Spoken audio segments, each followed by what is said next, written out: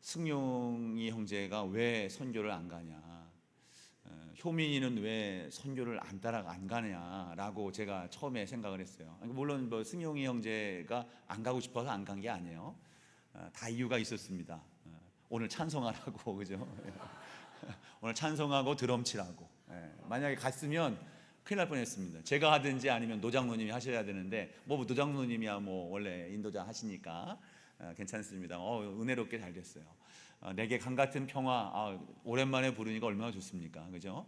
찬송도 제가 오늘 일부러 그런 건 아닌데 다른 때 찬송할 때에 비해서 가사에 더 집중했던 것 같아요. 가사가 더 보이고 해서 은혜가 됐던 것 같은데, 아까 우리 권사님 기도하실 때에도 뭐 약한 거, 부족한 거 뭐 이런 가운데도 은혜가 있고 하나님의 섭리가 있다는 골자의 내용을 기도하셨는데, 찬양 싱어들이 이렇게 가득해서 힘있게 같이 받쳐주고 하는 건 없었지만 그래도 은혜롭게 찬양을 인도하고 또 우리에게 은혜를 끼쳐준 우리 급조된 찬양단, 감사합니다. 우리 박수 한번 할까요? 예.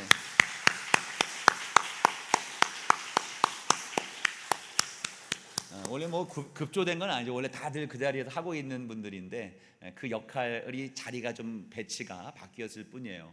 그럼에도 불구하고 은혜롭게 모든 것들을 잘 감당하는 여러분 감사합니다. 어젯밤에 제가 이제 팀들이 방송실 팀들도 싹 빠졌잖아요. 우리 다 각자의 위치에 있는 사람, 우리 청년들이 다 그 자리에서 펑크가 나지 않도록 조치를 다 해놨어요. 사람도 다 세우고 오늘 뭐 방송한 성학이 형제라든가 효민이 뭐 다 또 방송도 아무런 문제 없이 다 했는데, 아무런 문제 없이 된 것 같지만 있잖아요. 어젯밤에 제가 10시부터 12시까지 컴퓨터가 안 들어와가지고 저 뒤에 땀을 뻘뻘 흘리면서 막 고생을 했습니다.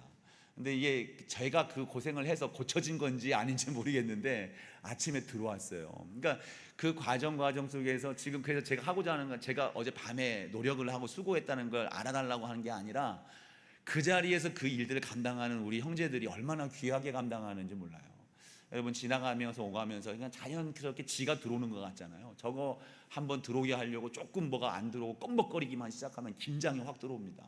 소리가 막 잡히지 않고 뭐 허울링이 생기고 하면은 뭐가 어디서 문제가 되는지 막 그 초긴장이 돼요. 근데 다들 잘 하는 것 같지만, 아무런 문제 없이 뭐 잘하는 것 같지만 그 속에서는 긴장감이 있고 그걸 감당하려고 하는 사명감이 있고 자기 시간을 헌신하는 그 아름다운 모습들이 있기에 우리가 예배 한번 드리더라도 편안하게 감사함으로 드릴 수 있는 환경이 되는 겁니다. 이참에 뭐 있지는 않지만 또 오늘 수고한 우리 형제들, 또 선교 나가느라 또 지금 땀 흘리면서 애쓰고 있는 우리 청년들, 정말 수고하고 많은 일들을 감당하는 그 자리가 또 비어있는 모습들이 보이는데 감사합니다. 우리 박수 한번 할까요?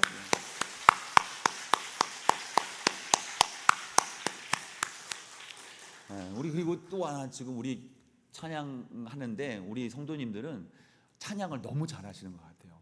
저는 사실 오늘 찬양 잘 모르는 찬양이 한 두어 곡이 있거든요. 근데 아까 찬양 무반주로 딱 뜨는데 찬양 소리가 쫙 올라오는 소리 듣고 나만 모르고 있구나 이 생각을 하고서 참 부끄러웠는데, 너무나도 찬양을 참 감사하게 잘하시는 우리 성도님들 너무나도 감사합니다. 자, 오늘 말씀은 신명기, 우리가 수요일 날 계속 나누는데 금요일과 주일 제가 이제 말씀을 나누게 되면 이 수요일 설교 내용을 계속해서 연결해서 할 수 있도록 그렇게 하겠습니다.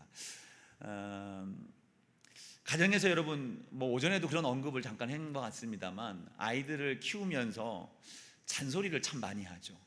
잔소리를 참 많이 해요. 저도 참 많이 하는 것 같아요. 하루 종일 달고 있는 것 같아요. 왜 안 일어나? 밥 먹는데 왜 안 나와? 하면서 왜 그래? 공부를 좀 해. 일찍 자, 일찍 일어나. 뭐 밥 먹어, 운동해라. 뭐 좋은 친구라고 만나라. 뭐 예수님 잘 믿어라. 계속해서 아침부터 저녁에 이르기까지 잔소리를 하고 있는 거예요. 아이들은 이 말을 들으면서 잔소리로 여기지기도 하고 또 억압하는 소리로 이걸 받아들일 수도 있단 말이죠. 그래서 어느 순간부터 이런 이야기, 어른들이 하는 이야기를 통칭해서 뭐 꼰대라고 하는 표현을 쓰면서 듣기 싫은 이야기는 뭐 꼰대라고 하는 그런 표현을 써가지고 모든 걸 다 치부를 해버립니다만, 사실 모든 어른의 말이 꼰대는 아닙니다. 꼰대는 그 말을 할 자격이 없는 사람이 잔소리처럼 하는 그런 상태, 이런 것도 이제 꼰대, 또 거들먹거리든지 이제 교만한 마음으로 하는 그런 상태를 이제 꼰대라고 이야기를 하는데, 아이들이 이제 자기가 듣기 싫으면 이제 꼰대 짓 한다라는 식의 그런 표현을 통해서 자기 귀를 막으려고 하죠. 어쨌거나 그럼에도 불구하고 부모님들은 불굴의 의지를 가지고 아침부터 일찌감치 열심히 잔소리를 합니다. 뭐 아이가 잘해도 잔소리거리가 생기는 것 같아요. 누군가에게 한번 물어보니까 아주 착실하게 잘 크는 자녀들을 키우는 부모에게 잔소리를 안 하냐 했더니 잔소리 한다 그럽니다. 그러니까 잔소리를 계속 한단 말이죠. 근데 왜 잔소리를 할까요? 여러분, 왜 잔소리 합니까? 왜 이래라 저래라 지들이 알아서 잘 할 수도 있을 텐데 그걸 그냥 보지 않고 자꾸 왜 잔소리를 왜 할까요? 왜 하세요? 잘 되라 그러죠. 한 가지 일념입니다. 부모의 한 가지 일념은 이 아이가 좀 잘 됐으면 좋겠는 거예요. 지금 습관이 잘 들여져서 이 아이가 자라나는 과정 속에 당면하게 될 일들을 잘 처리해 나가고, 그를 잘 처리해서 나중에 좋고 행복하고 잘 되는 삶을 살게 하는 것이 부모의 간절한 마음이기 때문에 자기 경험에 비추어서 자꾸 이건 이래라 저건 저래라라고 이야기를 하는 겁니다. 신방을 가서 기도 제목을 물어봐요. 되게 물어보면 여러 가지 제목들을 합니다. 근데 특징적인 것은 자녀에 대한 기도는 항상 빠지지 않는다는 겁니다. 자녀에 대한 기도가 빠지지 않는데 연령층이 더 올라갈수록 이 기도의 가지수가 점점 줄어듭니다. 가지수가 주는데 그럼에도 불구하고 그 가지수 주는 것에 빠지지 않고 남는 게 자녀를 위한 기도예요. 마지막 한 가지를 위해서 기도하라고 하면 그것도 자녀를 위한 기도로 남겨놓을 거예요. 부모는 자녀가 잘 되는 걸 간절히 원합니다. 자녀가 행복한 삶을 살기를 간절히 원하기 때문에 오늘도 잔소리하고, 그럼에도 불구하고 그걸 기도의 자리로 가서 힘써 자녀를 위해서 기도하고, 그렇게 하는 것이 부모의 간절한 소원이고 부모의 기쁨인 거예요. 신명기를 보면 계속 수요일 날 말씀을 나눴습니다만 신명기는 말씀의 반복이에요. 계속 그 신명기가 갖고 있는 이 제목의 의미를 말씀을 드렸죠. 거듭신 명할명, 자꾸 계속해서 거듭거듭 말씀하는 거예요. 그러니까 어찌 보면 지금 오늘날 잔소리를 듣기 싫어하는 아이들이 이 말씀을 대하면 또 그 소리 또 그 소리 또 그 소리, 계속 똑같은 말이 계속 나오는 거예요. 우리 보고 자꾸 넌 목이 뻣뻣한 놈이야, 목이 고든 백성이야, 교만한 백성이야 라는 말이 계속 말씀되고, 너는 기억해, 잘 생각해, 기억해라는 말이 계속해서 반복적으로 나오고 있단 말이에요. 그러면서 오늘 말씀에서도 우리에게 요구하시는 말씀이 있습니다. 나를 경외해라, 나를 사랑해라, 내 규례에 지키고 순종해라. 귀에 못이 박히도록 계속 말씀을 하고 있는 거예요. 근데 이걸 보세요. 나를 경외하라, 나를 사랑해라, 나의 명령을 지켜라, 이런 말씀들을 보면 하나님이 참 어찌게 보면 매우 이기적인 것처럼 보여요. 나를 경외하라, 나를 사랑해라, 내 앞으로 와라, 다 하나님은 자기한테 오라고 하신단 말이죠. 근데 여러분, 이 하나님이 자기에게 자꾸 요구하는 것처럼 보이게처럼 느껴지지만, 여러분, 이 상황을 정확하게 우리가 다시 배경을 보면 이것이 결코 하나님 자신의 이기적인 요구가 아니라는 것을 우리는 분명히 알 수 있어요. 우리가 지난 수요일과 금요일 사이에 반복되는 그 배경을 이야기를 했었어요. 그 배경은 무엇이었냐면, 이스라엘 백성들이 출애굽한 지 1년쯤 됐을 때에 하나님이 언약을 맺어주시죠. 언약을 맺어주시는데, 언약을 맺은 뒤 40일쯤 뒤에 이 모세가 시내산 위에 올라가서 하나님의 약속의 돌판을 받기 위해서 올라간 사이에, 그 사이 밑에서는 난리가 났습니다. 금송아지를 하나님이라고 세워놓고 거기서 축제를 벌이면서 막 예배를 드리고 절기를 지킨다고 하는 거예요. 우상숭배죠. 하나님의 명하신 우상숭배의 계명을 완전히 잊어버리고 어기고 지금 우상을 숭배하고 있는 거예요. 그래서 하나님은 이스라엘 백성들에 대하여 진멸을 할 것이다라고 하는 큰 진노가 일어났어요. 그리고 이 모세가 들고 내려온 하나님이 새겨주신 십계명 돌판을 그 앞에서 깨트려 버립니다. 이건 뭐였어요? 하나님이 40일 전에 맺으신 그 언약의 파기를 얘기하는 거예요. 너희들은 더 이상 나와 언약을 지킬 자격이 없는 놈들이다 라고 하는 하나님의 선언이었습니다. 근데 이들이 이제 모세의 중보기도와 이 백성들이 하나님의 긍휼을 구하는 그러한 태도를 통해서 하나님은 그들을 진멸하지 않죠. 진멸하지 아니하고 다시 한번 기회를 주십니다. 기회를 주시면서 하나님은 지난 금요일 날 말씀 나눴던 거예요. 너는 돌판을 깎아서 다시 산으로 올라와라. 내가 다시 새겨주겠다. 이 말은 뭡니까? 하나님이 자격이 없지만 또다시 기회를 주시는 바 약속을, 언약을 맺는 거예요. 나는 너의 하나님이고 너는 나의 기업이다. 다시 맺자. 다시 내가 너희들을 지켜주고 너희를 돌봐주고 너희에게 은혜를 베풀게 됐다라고 하는 하나님의 선언이 그 과정을 통해서 우리에게 전달이 되는 거예요. 그런 과정 속에서 오늘 이 말씀이 우리에게 주고 있는 겁니다. 우리가 죽을 수밖에 없는 존재들이지만 우리가 하나님 앞에 나아가 해야 될 마땅한 일들을 하나님이 요구하고 계시는 거예요. 내 앞에 나와라, 나를 사랑해라, 나를 경배해라, 나의 말씀을 듣고 순종해라. 근데요, 이 말씀을 하신 이유, 우리에게 생명의 기회를 주시고 이 말씀을 또다시 우리에게 요구하시는 이유를 13절 말씀에서는 그 이유를 명확하게 우리에게 설명해 주고 있어요. 이 요구를 하시는 이유가 뭐냐? 함께 읽어보겠습니다. 13절 시작. 내가 오늘 내 행복을 위하여 내게 명하는 여호와의 명령과 규례를 지킬 것이 아니냐. 자, 이 명령을 하는 이유를 뭐라고 얘기를 합니까? 너의 행복을 위해서. 우리가 아침부터 저녁까지 자녀를 위해서 잔소리를 하는 것과 똑같은 거예요. 근데 그 잔소리는 안 맞는 잔소리가 있을 수 있어요. 왜냐하면 우리도 유한한 존재이기 때문에 그래요. 근데 하나님은 안 맞는 말씀을 하시는 것이 아니라 우리가 정말로 행복할 수 있는 길을 제시해 주시는 거예요. 새가족 공부를 우리가 할 때 첫 번째 과외 질문이 그거예요. 행복하십니까? 행복하십니까? 여러분 행복하세요? 행복하시죠? 여러분들한테 물어봤자 재미가 없을 거예요. 왜냐하면 예수님 때문에 다 행복하시잖아요, 그죠? 행복할 거예요. 행복하십니까? 라는 질문을 해요. 왜냐하면 인생은 끊임없이 행복을 추구하고 있거든요. 나의 행복을 위해서 돈을 벌고, 나의 행복을 위해서 먹을 것을 찾아가고, 나의 행복을 위해서 여행을 하고, 내 행복을 위해서 사람을 만나고, 내 행복을 위해서 내 삶 속에 있어지는 수만 가지 일들은 무엇을 위한 일입니까? 다 나의 행복을 위해서예요. 목적을 위해서 있어요. 행복이라는 목적을 추구하기 위해서 내가 그렇게 살아가는데, 근데 정작 무엇입니까? 행복을 찾지만 행복 앞에서 우리는 늘 행복을 누리지 못하고 있다는 현실. 행복한 것 같지만 금세 내 안에 결핍이 느껴지고, 행복한 것 같지만 금세 내 안에 불행한 마음, 부족함이 있고, 이런 절망적인 상황들, 이런 것들이 또 염려, 이런 것들이 내 안에 또 어느 순간 채워지기 시작하는 거예요. 그래서 이 행복은 정말로 어디서 찾을 수 있느냐? 그래서 그 길의 마지막 행복은 어디에 있습니까? 하나님께 있는 것이죠. 그래서 오늘 지금 하나님은 우리를 창조하시고 하나님과 함께 에덴에서 주님과 동행하고 주님과 교제하는 삶이 사는 것이 우리의 인생에 있어서 가장 행복한 삶을 살도록 설계하시고 이렇게 만들어 놓으신 거예요. 우리 안에 하나님이 계시고 하나님과 함께 동행하며 하나님과 교제하는 삶을 살아가는 우리가 가장 행복한 삶이 되도록 우리는 만들어진 존재예요. 그래서 우리가 그렇게 만들어진 자리에 우리가 하나님과 교제하고 주님 안에 거하는 삶이 되어질 때에 우리는 참된 행복을 누릴 수가 있습니다.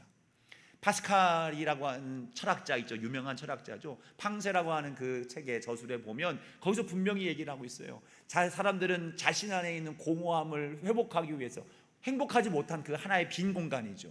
이걸 채우기 위해서 끊임없이 세상에서 오락을 즐기고 즐거움을 찾아 나간다.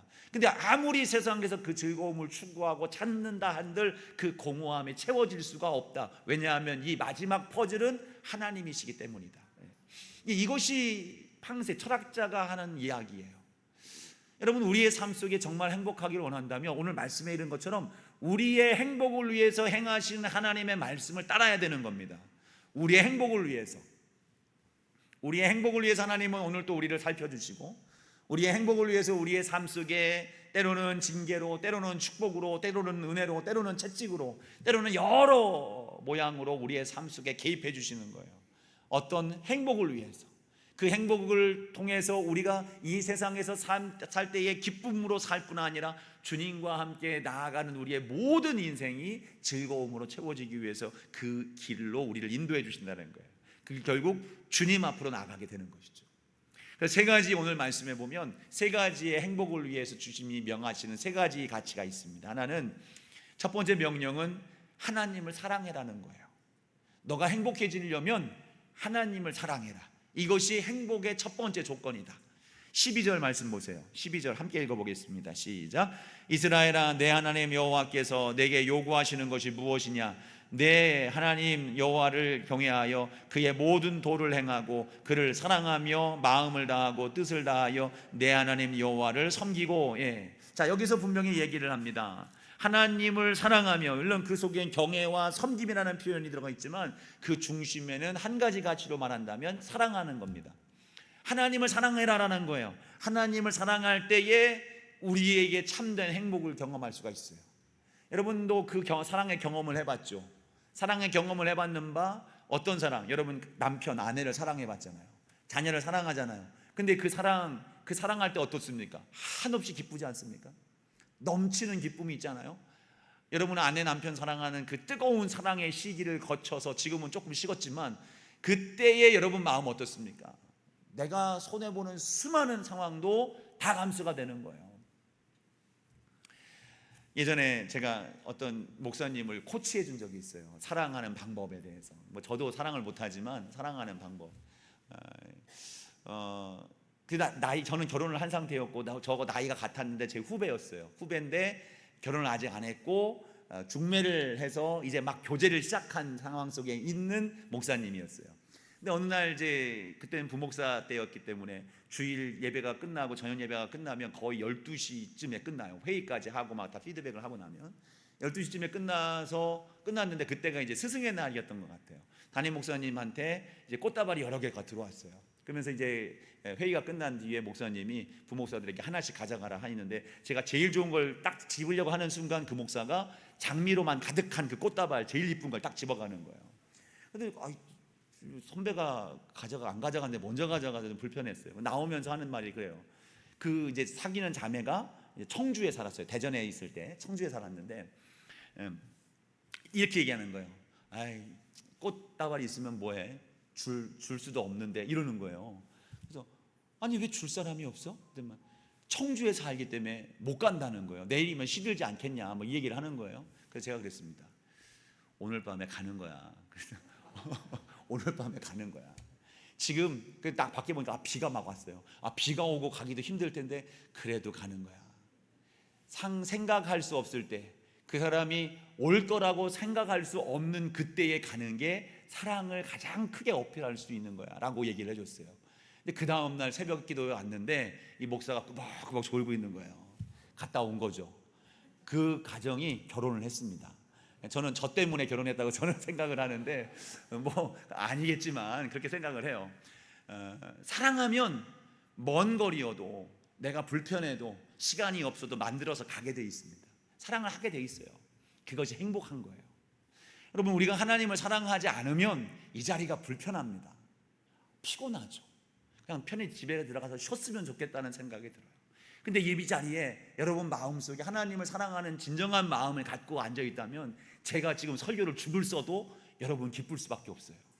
하나님 은혜 가운데에 그 은혜를 여러분 누리고 있는 거예요. 왜냐하면 하나님을 사랑하기 때문에 사랑의 감정이 지금 어떠한 환경과 상관없이 여러분 안에 끌어오르고 있기 때문에 그래요.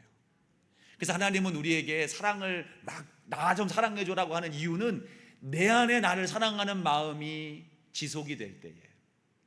여러분 세상에 우리의 아내를 사랑하고 남편 사랑하고 자녀 사랑하는 건 유한합니다. 그 존재가 나에게 계속해서 사랑의 감정을 지속시켜 줄 수가 없어요. 우리의 유한함도 있지만 그러나 하나님을 사랑하는 마음에 있어서는 하나님은 영원히 변치 않는 하나님이에요. 우리가 그 하나님을 사랑하는 한 하나님은 결코 우리를 배반하지 않습니다. 우리에게 생명까지 내어주신 그 하나님이에요. 그 하나님을 여러분 사랑하십시오. 그 사랑하는 감정을 갖고 있는 한 여러분 주님 안에 거하는 어떠한 인생을 살아가도 우리는 기쁘고 행복한 삶을 살게 될 줄로 믿습니다. 하나님이 어떤 하나님이냐, 그리스도가 어떤 그리스도냐라고 하는 것 중에 캐나다의 한 작가가 청동 동상을 하나 만들었어요. 그 동상 만들어 본 제목이 구걸하시는 그리스도예요. 구걸하시는 그리스도. 구걸하시는 그리스도인데 그 구걸하시는 그리스도가 딱 생각나면 여러분 마태복음에 보면 작은 소자에게 한 사람에게 한 것이 나에게 한 것이다라고 하는 것처럼 그 말씀을 이제 근거로 해서 만든 건데 저는 그 구걸하시는 하나님이라고 하는 제목을 듣는 순간 생각든 게 성경 처음부터 끝까지 나오는 하나님이 우리를 향한 마음이라고 생각을 해요. 하나님은 우리의 구걸을 하세요. 거지처럼. 안 그래도 되시는 분인데 오늘 말씀에도 천지를 창조하신 하늘의 하나님이시란 말이에요. 그 하나님인데 우리 한 명을 살리기 위해서 그냥 버려도 돼요. 생각 안 해도 됩니다. 하나님을 좋다고 찾아오는 사람들만 하나님은 그냥 살려내셔도 됩니다. 그것으로도 충분하죠. 그리고 그조차도 없어도 되는 거예요. 하나님이 뭐가 안 기쁘고 뭐가 좋지 않으시겠습니까? 근데 하나님은 하나님이 만드신 우리를 책임지시는 거예요. 작은 존재 한 명일지라도 우리의 생명이 살아나고 하나님 안에서 행복한 삶을 살기 위해서 오늘 또 우리에게 구걸하시는 거예요. 자꾸 딴 데를 바라보고 딴 걸 좋아하고 딴 곳으로 나가려고 하는 우리에게 찾아오셔서 나를 바라봐라, 나를 사랑해다고, 내가 너에게 은혜를 주지 않니, 나를 기억해라, 계속해서 구걸하시는 거예요. 여러분, 그 하나님을 여러분 정말로 사랑할 수 있는 저와 여러분 되기를 소망합니다. 가장 우리를 사랑하시는 그 하나님, 여러분, 우리가 그 하나님을 사랑할 때에 진정으로 우리 안에 행복을 회복하게 되는 거예요. 요한계시록 2장의 에베소 교회, 그 교회 우리가 잘 알고 있죠. 그 교회는 완벽한 교회였습니다. 초대교회 많은 교회가 잘못이 있고 다툼이 있고 때로는 어려움이 있고 이단이 있고 여러 가지 문제가 있었지만 에베소 교회는 교회를 수호하는데 철저했어요. 말씀 앞에 굳건히 쓰고 주변에서 들어오는 이단의 공격을 방어하고 고난이 있어도 능히 모든 것들을 이겨내는 그러한 철저한 믿음을 지켜나가는 그러한 교회였던 거예요. 근데 하나님 예수님께서 그 교회에 주시는 말씀이 너의 첫사랑을 잃어버렸다는 거예요. 얼마나 그 교회가 이쁘지 않겠습니까? 이쁘지 않아요. 믿음을 지켜난 거. 근데 예수님이 너 첫사랑 나 안 살아가면 너 멸해버릴 거야, 촛대로 옮길 거야 라고 하는 엄포를 놓으시는 게 아니라 그 철저하게 열심히 헌신하고 충성하는 교회가 기쁨이 없고 행복이 없으면 어떻겠습니까? 주님의 마음이 그 마음 아닙니까? 야, 너 정말로 훌륭하고 귀하지만 네 안에 첫 마음이 있어야 이 과정이 힘들지 않고 이겨낼 수 있는 거야. 그 마음, 처음 마음, 그 첫사랑을 어디서 잃어버렸는지 다시 회복해서 그 사랑을 가지고 내 앞에 서라. 그래야 니들이 행복하고 그래야 너의 믿음을 네가 지켜낼 수 있다라고 말씀하고 있는 겁니다. 그러면서 오늘 말씀 속에 보면 우리에게 주님이 하시는 말씀이 16절 말씀에 보니까 이렇게 얘기를 해요. 그러므로 너희는 마음에 할례를 행하고 다시는 목을 곱게 하지 마라. 목이 뻣뻣하니까 하나님 사랑하는 걸 자꾸 거부하는 거죠. 할례를 행하는 것은 무엇입니까? 몸에 불필요한 표피를 제거함으로 하나님의 백성이라는 것을 표시하는 그러한 의식입니다. 근데 마음의 할례를 하라는 것은 무엇입니까? 마음의 교만함, 하나님을 떠나고자 하는 마음, 내가 나 중심으로 나를 우선하고자 하는 그 마음들의 할례를 행하라는 거예요. 너가 너 인생의 주인이 되고 너가 가장 최우선순위가 됐을 때에 그로 말미암아 하나님 사랑하는 것으로부터 멀어질 수밖에 없다. 그것이 우상숭배를 하게 되는 것이고 그로 인하여 유사 전능성을 갖게 할 수 있는 물질, 돈을 손에 쥐려고 하는 노력이 너의 인생 속에 있는 거야. 이걸 우리에게 가르쳐 주시면서 마음의 할례를 먼저 하더라. 할례에 잘라내야 될 것은 다른 우리의 습관, 잘못된 게 아니라 내 자신을 잘라내야 되는 거예요. 내 자신을 잘라내는 겁니다. 그리고 그 잘라낸 자리에 예수 그리스도, 우리 하나님을 그 자리에 앉혀드리는 거예요. 그 주님을 사랑하는 것, 이것이 우리가 주님을 사랑할 수 있는 방법입니다. 끊임없이 내가 내 삶의 우선순위, 가장 최우선순위가 되어지면 하나님을 사랑한다 하지만 얼마 지나서 포기해버리고 말아요. 얼마 지나지 않아서 그것이 결국 사랑이 식어질 수밖에 없어요. 근데 여러분, 오늘 이 시간 결단하세요. 성령님께 도우심을 간구하십시오. 주님, 내 안에 있는 교만함과 나의 이기와 내가 나의 왕이 되고자 하는 그 마음들을 잘라주십시오. 그리고 내 안에 오직 예수 그리스도가 주가 되시고 나의 주님을 진실로 사랑하게 하시옵소서. 여러분, 그러한 마음의 소원을 가지고 그와 같은 결단을 갖고 나아갈 때에 여러분 하나님을 진실로 사랑하게 될 것이고 그 사랑함으로 말미암아 우리는 참된 행복을 누리게 될 줄로 믿습니다. 두 번째는 순종하라는 거죠. 내 말 좀 들어라. 제발 좀 내 말 좀 들어라. 좀 하라는 대로 좀 하라는 것이죠. 순종하기 어려운 이유는 무엇입니까? 내 계산과 충돌이 될 때예요.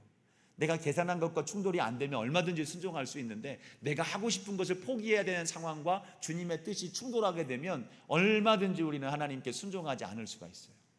여러분, 그때에 우리는 하나님의 뜻과 말씀을 순종하지 아니함으로 당면한 내 삶의 그러한 어떤 여러 정황들로 인해서 우리는 행복할 수 없는 상황들을 맞이할 수밖에 없습니다. 근데요, 여러분, 우리가 하나님 앞에 나의 이해와 충돌했을 때 내가 나를 포기한다면 우리가 결코 손해보는 것일까요? 그렇지 않습니다. 오늘 말씀해 보니까 주님은 22절 말씀해 보면 우리에게 이것은 절대로 충동을 내지 않는다는 것을 말씀해 주고 있어요. 22절 함께 읽어보겠습니다. 시작. 애굽에 내려간 내 조상들이 겨우 70인이었으나 이제는 내 하나님 여호와께서 너를 하늘의 별같이 많게 하셨느니라. 아멘. 70명이 애굽으로 내려갔는데 지금 바라는 거예요. 이 하늘의 별 같은 것은 누구에게 하신 약속입니까?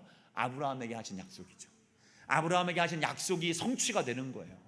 여러분, 하나님을 선택하고 하나님의 인도하심을 따라 살아가는 삶이 되어지면 내가 노력해서 성취하고 싶은 그것보다 훨씬 더 아름답고 훨씬 더 완성적인 것들을 우리 주님이 우리에게 허락하여 주실 줄로 믿습니다.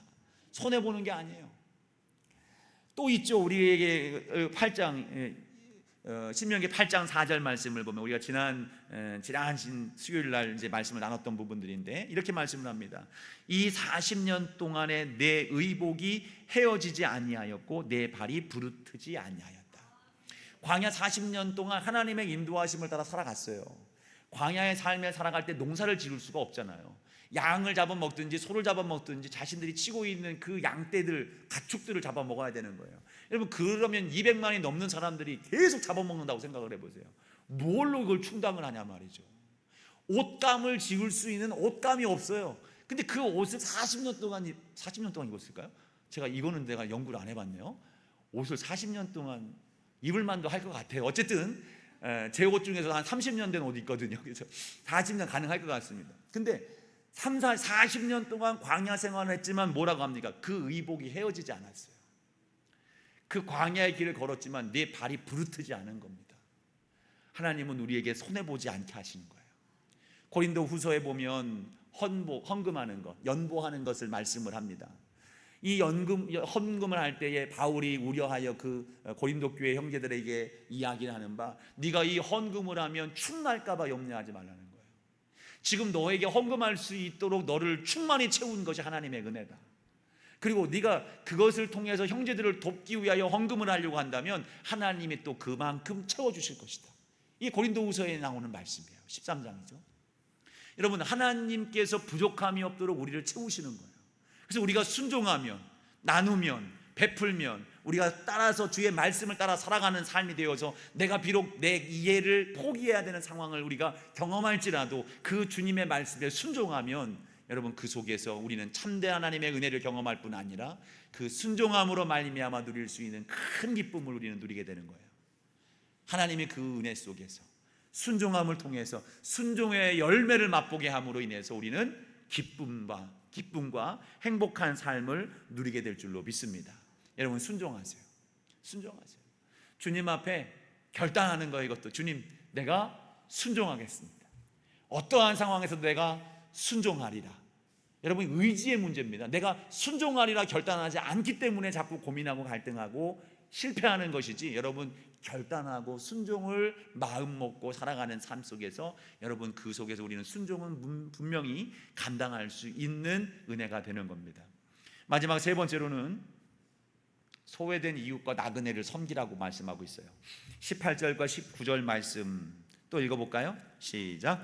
고아와 과부를 위하여 정의를 행하시며 나그네를 사랑하여 너희는 나그네를 사랑하라. 전에 너희도 애굽 땅에서 나그네 되었음이니라. 아멘. 예, 너희는 나그네를 사랑해라. 하나님은 곳곳에서 고아와 과부와 고난당한 자, 그리고 나그네, 이웃들, 그죠? 외국인들, 이런 사람들, 종된 자, 이런 사람들을 늘 살펴볼 것을 명령을 했습니다. 왜 이들을 살펴보라고 했을까요? 앞선 말씀 가운데서도 있었습니다. 무슨 이유 때문에? 너희도 애굽에서 종되었던 인생이었다.